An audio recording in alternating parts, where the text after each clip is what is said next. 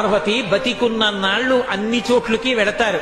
ఏమీ తోచట్లేదు, శ్మశానానికి వెళ్ళొద్దామని ఎవరు రారు. పార్వతి నేనంతవాణ్ణంటాడు, పొడుగ్గా ఉన్నానంటాడు, తెల్లగా ఉన్నానంటాడు, పండితుండంటాడు, పద్యాలు నాకు నోటికొచ్చంటాడు, ఉపన్యాసం చెప్పగలనంటాడు, నాకు పాటలొచ్చంటాడు, నేను నాట్యం చేస్తానంటాడు, నేను అధికారినంటాడు, నా దగ్గర డబ్బు ఉందంటాడు, నేను పాట పాడగలనంటాడు. ఇన్ని ఉన్నాయనుకున్న వాడిలోంచి ఊపిరి బయటికి వెళ్ళిపోయిన తరువాత వాణ్ణి తీసుకెళ్లి 4 కొత్త కర్రల మీద పడుకోపెట్టి చాప చుట్టి తాడు కట్టి పైన నూలుబట్ట కప్పి తీసుకొచ్చి అన్నీ తీసేసి కర్రల మీద పడుకోపెట్టి కాల్చేస్తుంటే జీవుడు లేచి నిలబడి పుర్రె పగిలిపోయిన తరువాత కన్న కొడుకు కూడా స్నానం చేసి వెళ్ళిపోతుంటే చీకటి పడిపోయాక అయ్య బాబోయ్ చుట్టూ ఉగ్రభూతాలు, నా వాళ్ళన్న వాళ్ళు లేరు, వీళ్ళని నమ్ముకున్నాను, ఒక్కడు లేడని ఏడుస్తుంటే నేనున్నాను రా అని చెప్పడానికి నేను కూడా లేకపోతే చచ్చిన వాడు 1000 మాటలు చచ్చిపోతాడని అక్కడ ఉన్నాను పార్వతి.